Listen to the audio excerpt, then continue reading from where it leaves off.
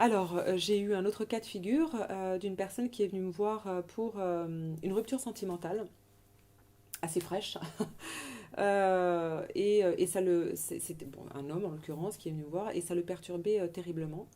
Il ne comprenait pas pourquoi, il était vraiment dans un questionnement assez enfin, tortueux et il était assez torturé, très très très mal. Et il voulait pas que ça le handicape par rapport au boulot et ça commençait à l'inquiéter beaucoup parce qu'il n'arrivait pas à se concentrer, voire il s'était absenté quand même pas mal de temps. Donc on a commencé à travailler ensemble. Donc là on a beaucoup travaillé, enfin hypnose et PNL, hein, les deux, mais d'une manière très très pragmatique parce que là il y avait beaucoup aussi de ressenti émotionnel, beaucoup de charges émotionnelles. Et ça s'est fait assez rapidement, simplement en travaillant à annuler les ancrages, comprendre l'origine de cela. Bon, travailler blessure, blessure d'abandon essentiellement là pour le coup pour cet homme-là.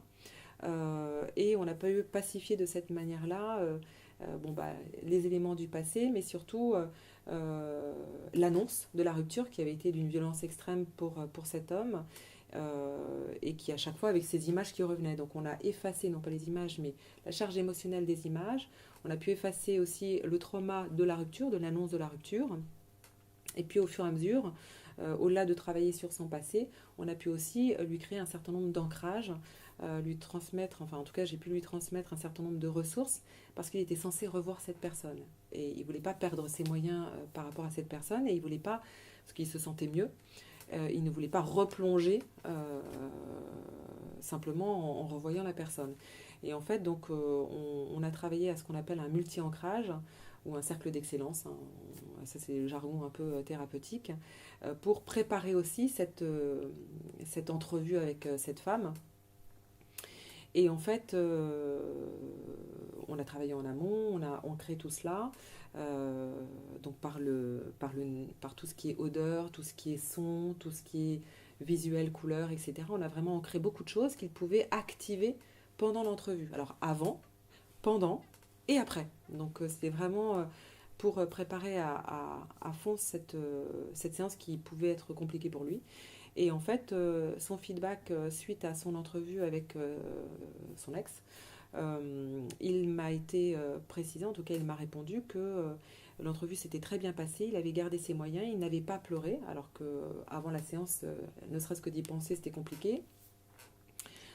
Et que en fait, c'était neutre à l'intérieur, c'est-à-dire qu'il n'avait pas de, il n'y avait plus de tristesse, il n'y avait pas de colère, les choses avaient été totalement pacifiées à l'intérieur et neutralisées au niveau des émotions.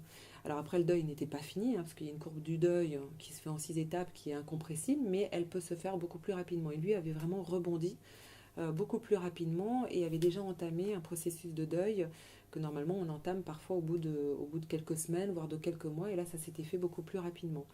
Et j'ai eu ces nouvelles il n'y a pas très très longtemps, je l'ai accompagné il y a quelques mois.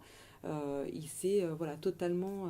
Enfin, ça a été un changement assez important. Et il était en province et il venait me voir rien que pour ça. Donc ça a été vraiment quelque chose de rapide. Et souvent, j'ai des personnes qui viennent aussi me voir pour des ruptures sentimentales ou pour des deuils, parce qu'elles ne se sortent pas de certaines phases du deuil qui sont assez douloureuses.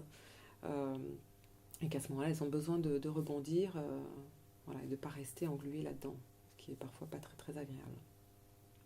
Voilà un petit peu.